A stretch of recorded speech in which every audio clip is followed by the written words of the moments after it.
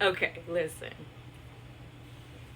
The people that admire you the most criticize you the most.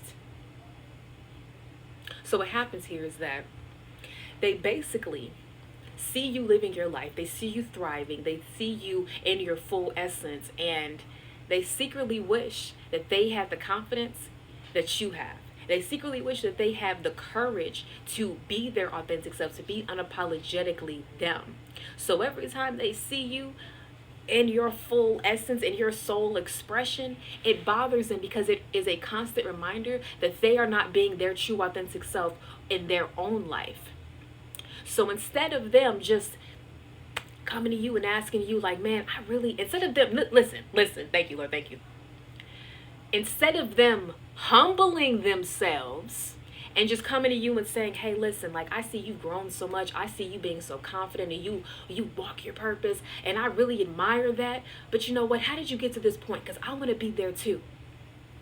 The people that hate on you the most, you are their teacher and they are the student. They could learn from the teacher, but they are too busy full of pride and ego that they don't want to humble themselves and come to you for help. So what they're dealing with is they're also battling with themselves. Part of them, see, their soul is telling them, why don't you just go ahead and just go ask this person how they got to this point? Why don't you just go give them some advice or get some advice from them? I'm sorry, not give them. Why don't you just go get some advice from them? That's what the soul is telling them. But the ego, they're too into their ego. Their ego doesn't want to humble themselves. Their ego doesn't want to think like, why would I go to them for help? The ego doesn't want to admit that they need help. The ego doesn't want to do that. So what they're doing is when people are so full in their ego, they are self-sabotaging themselves, and they're putting themselves in this hamster wheel, in this repetitive cycle. And then they're also battling with that. So because they're battling between their soul and their ego, they're causing frustration in their own mind and in their own heart and their own spirit. So now their emotions are off balance. So then they come to you and they see you and they start criticizing you and start throwing things at you and start asking you questions about what you're trying to do, but then shut everything down. All because they're battling with their own insecurities.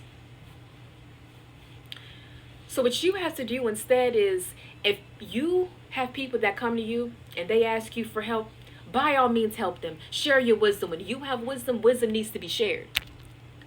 But if these people are come around you and they want to start doubting your ideas, they want to start putting you down, belittling you, trying to tell you how you're not good enough, projecting their insecurities onto you, you got to leave those people alone. Say, you know what? You could help them, but because they have to deal with themselves first, let them deal with themselves first.